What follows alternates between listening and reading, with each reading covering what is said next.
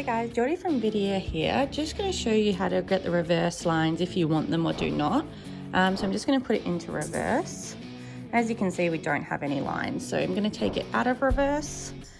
Go into settings, car infotainment video. And you can see the reverse line and reverse warning line assist. So if you press that as on, and then go back to reverse, and then you'll see our reverse lines there. And then, as well as if you want to change them, go into reverse, hold the screen down till you get the cog, and you can adjust if needed. Thanks guys.